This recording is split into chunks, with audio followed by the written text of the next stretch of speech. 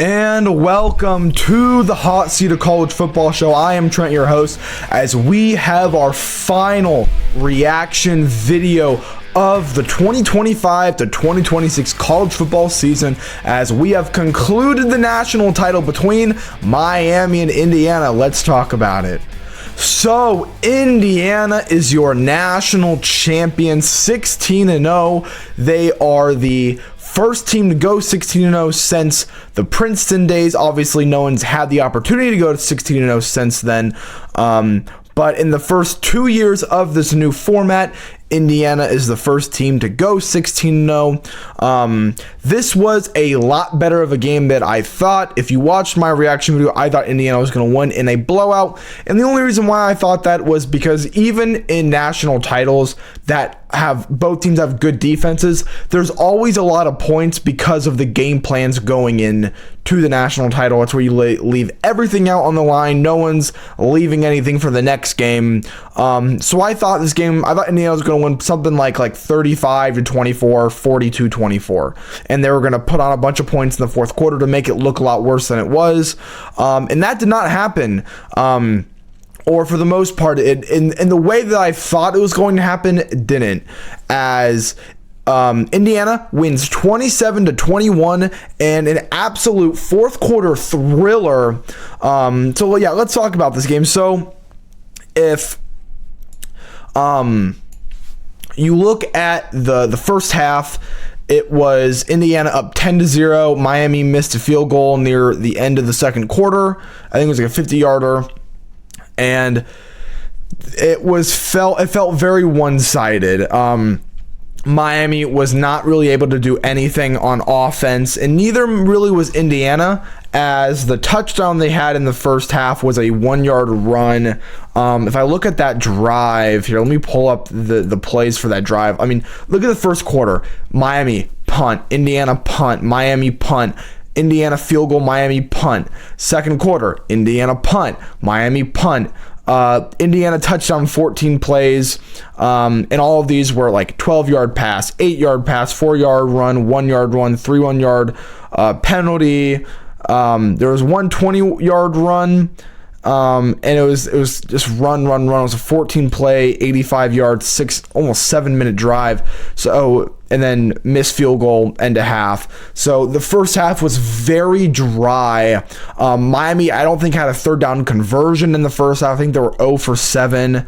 And that really kind of told the tale of what was happening. Miami was bunching up Mark Fletcher on first down, and then on second down they were wrapping up in the zone. On their defense in the flats and in the hook curls, whatever you want to call them, in the middle of the field. And I was just watching with my dad, and I'm like, they're so disciplined. And we knew this, but you see it again, you're like, wow, this is an NFL team. And that's what we've really seen all year. Ohio State played this year like an NFL team. Indiana looks like an NFL team. Miami looks like an NFL. That defense looks like an NFL team. Georgia has started to kind of play like an NFL team a little bit. So it has just really been, it's been an interesting shift, and I think it's made college football a little bit worse. I'm gonna be honest, I really liked the prime 2010s, the 66 to 55, or the Oklahoma Texas Tech game between Baker Mayfield and Patrick Mahomes, where it was like 800 total yards of offense, 1,000 yards of total offense or something that game. Like, it's literally crazy. And with the new clock rules, I call them the new clock rules. They're not like super new. I think they're probably like 4 or 5 years old now. And it's crazy how fast time's been flying, but the game has really changed, and especially since these guys, when they wanted to go to the NFL, coaches have started to develop the players like they're already in the NFL. So Julian Sand, like a guy like Julian Sand, and a lot of Ryan Day quarterbacks, they are kind of, well, actually, no, I won't say that, because a lot of them haven't turned out well. CJ is kind of the only one, and he's kind of up in the air. But like Julian Sand is prepared specifically for the NFL, like a Matthew Stafford. He's not really going to run. Maybe he picks up stuff every now and then. but like a strict pocket passer who can read the defense if he has time. And that's not what Will Howard was. And you look at all the quarterbacks that won the national title, that's not what Fernando was. Again, I don't really think I think Fernando will be good. I don't really think Fernando's going to be great. We'll see. He won't really be great on the Raiders, so it's not really going to help him. I just don't think Fernando is explosive. And behind the Raiders offensive line, and they have Genty, and Genty can't do much. And I was never high on Genty. I'm gonna be honest. I was always like, Quinshawn and Travion are better. Genty played against trash competition his whole career. I don't think he's that good. And look at the NFL, he's not that good. I mean, he's good, but he's not like there's 3 or 4 better rookie running backs this past year. But you look at Fernando, he's not a pro-style quarterback. Will Howard is not a pro-style quarterback. JJ McCarthy, 9 is not like that. Stetson Bennett, the 2 years are not like that. Mac Jones, I guess, was kind of, but you look at the last time we've seen an NFL quarterback win national title was Joe Burrow in 2019. That was what? 25, 24, 23, 22, 21, 20. I mean, 6 years ago. It's been 6 years. 6 years since we have seen a traditional NFL quarterback win the national title. I mean, look at Carson Beck. I mean, he's kind of more like that, but he's a good college quarterback. Fernando is he is a phenomenal college quarterback. Will Howard was a great college quarterback. Stetson Bennett was a great college quarterback. And you see, like again, what I was saying with Julian saying, that doesn't really translate well to college. I mean, it kind of does when you have the talent of Jeremiah Smith, but like Julian is meant to thrive in his offense and push the offense, but still manage the offense. And that's not really what helps you win the national title. That's something that Fernando is great at. I mean, you saw the touchdown. I put it in the thumbnail, like how important that was. And just, I think we're really going to see a shift between offenses and how they're going to be constructed. Because I think what Indiana's done has been awesome. And I mean, it's really on the defense too. Look at especially Miami and the way that Miami looked against Indiana's offensive line. What Ruben Bain Jr. did to Carter Smith was, I mean, banned in like half the countries in America. Like, he bullied him. Fernando was constantly in trouble in the first half, and still Miami got no points out of it. Let me see. It doesn't tell me first half stats, but if I look at Miami's defense, they had, will even tell me, they had 3 sacks. Akeem Mesidor had 1, and then 2, and then Ruben had 1. But the first half was pretty dry. Coming out into the third quarter, it starts off with a 3-and-out, or not a 3-and-out, but Indiana punt, and then this is when momentum changed, as Mark Fletcher had a 57-yard touchdown run, and I was 10-7 at that point. It's like, all right, here we go. 2 plays, 57 yards. Indiana 3-and-out. Bang! Miami gets the ball, 3-and-out. Indiana 3-and-out. And then at the end of the third quarter, you had, this was no. Because it's touchdown, you had the blocked punt. And okay, a blocked punt happens. They show the replay. Indiana did not send a block. Obviously they send rushers, but like if you send 4 and get a sack, you didn't send a blitz. They did not technically send a blitz on the punt. Which was a normal punt. 87, I think he's a tight end. He looks and was built like a tight end. 87 is a tight end number. The guy just blew past him. He didn't even try to block him. And it led to a blocked punt. Indiana touchdown. 17-7. Here we go. Miami, next drive, 10 plays, 81 yards. Then this was the Malachi Tony screen pass, which I mean, or was it a rush? It says it was a rush. He is just so good at making guys miss. He had like 2 spin moves. It's 17-14. And then Indiana you talk about a Heisman moment. I mean, he already won the Heisman. 12 plays, 75 yards. And then you had how many 4th down conversions? You had, I think there was 2. Yeah, because you had the first one, then you had the pass to Charlie Becker, which Charlie Becker's so underrated, and they're going to get him back. Like, I don't think Indiana is going to be that as good as people think they are. I think they're going to be like a fraudulent team next year because they have a really easy schedule. I think they'll probably go 11-1, 10-2 with a loss to Ohio State, and then maybe Michigan or something. Like, I think they'll probably go 11-1 and then maybe not fizzle out in the playoff. Kind of what Ohio State did this year. I don't think Ohio State is fraudulent. I'm just not high on Josh Hoover, really. And once like this just happened, like once like spring happens and we get to watch practice and stuff, then I'll make my full opinion. But just like from right now, I think Indiana's going to take a step back.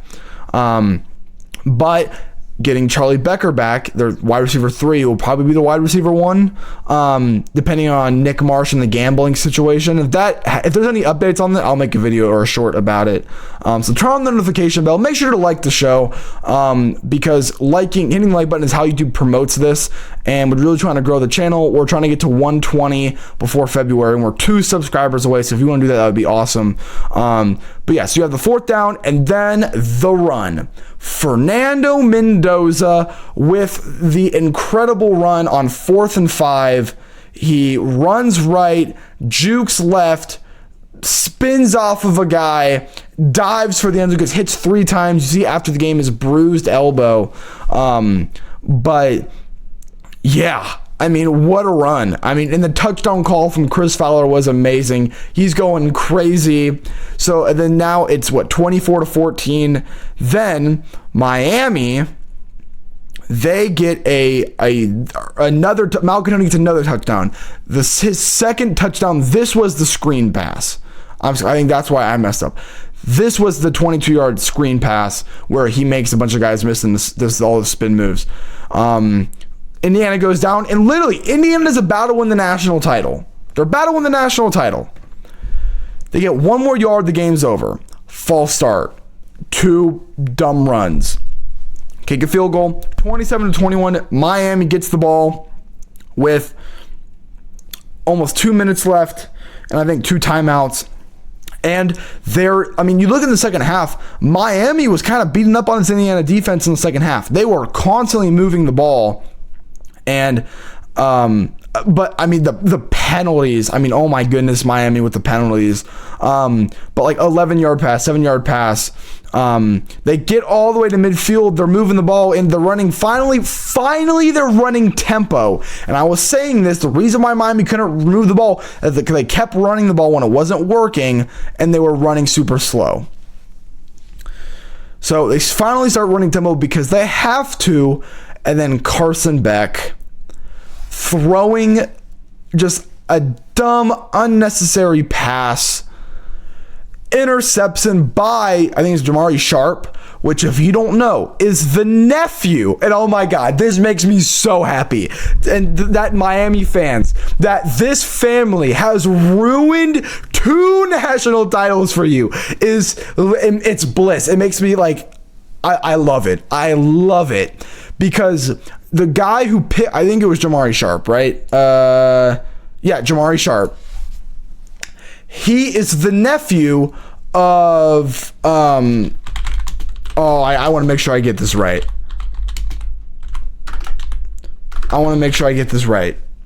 Yes, he is the nephew of Glenn Sharp. Glenn Sharp, it was the cornerback who drew the pass interference call in overtime on 4th down to not give Miami the national title, but led to Ohio State winning the national title. And the fact that this family has ruined 2 of your national titles makes me so happy. So Indiana wins the national title. The stats are very interesting. I mean, both defenses were dominant. Both were 100. Indiana was 2 out of 2 on fourth down. Miami was 1 of 1. Indiana 6 of 16 on third down. Miami 3 of 11. So both not great. Miami outgained Indiana, but Indiana controlled the clock 36-24 to 23-36. And then Indiana won the turnover battle. But again, like Miami, 7 penalties for 60 yards. And if you look at like the stats, like Mendoza, 16 for 27, 186, no touchdowns. Kamari Black, Kenyon Black or whatever, 79 rushing yards. Amari Cooper, leading receiver, 71 yards. I mean, this team doesn't do anything. And if you take away the block touchdown, at least through offensive drives, Miami has scored more points. Obviously, I think Indiana, like, they're going to play the game differently. Like, obviously, they would. The ball is getting punted. They're going to get the ball and probably score. But maybe you hold them to a field goal, and maybe it's 24-21 at the very end of the game. Miami is less aggressive, and they kick a field goal and goes to overtime, and whatever. And that. I mean, we could play this game all day. I had a Miami fan, and I think it wasn't the prediction video, but it was the short video, like crying to me about like, Miami's gonna win. You're dumb. I criticized Miami's secondary, and they got very upset about it. And now they've lost the national title. I would be upset too. I can't relate. We won the national title last year. The Big Ten makes it 3 in a row, and then coming into this next year, it's who's it gonna be? Ohio State is in prime position to win the national title next year. Indiana, maybe. Michigan, maybe. Oregon is really the top 2 is like Ohio State and Oregon in the Big Ten, then maybe Indiana if they can maintain this. The problem is they build throughout the transfer portal, so they don't hit. If Josh Hoover doesn't hit, then Indiana's kind of screwed. But I mean, you talk about like the teams going next year. It's like Ohio State, Oregon, Notre Dame. I think maybe Texas. Those are probably the best 4 teams I could probably think of right now. And also USC. USC brings the number 1 recruiting class. They'll be a really interesting team. But that is all I have for you guys today. Make sure you hit the subscribe button. Turn on the notification bell so you get a notification every single time I release a new video. And leave a comment down below. Indiana fans, how do you feel as you have completed your first perfect season in school history as the national champions? So let me know how you guys feel. I saw Bloomington, what's happening over the weekend. It looked awesome. But again, I will see you guys all then. Remember, Indiana fans, Ohio State fans, even you Go Blue scumbag fans, remember to hit the subscribe button. We're so close to 120 subs. And if you want to help us get there, that would be awesome. But as always, I'll see you guys all later. And I'll see you. Thank you.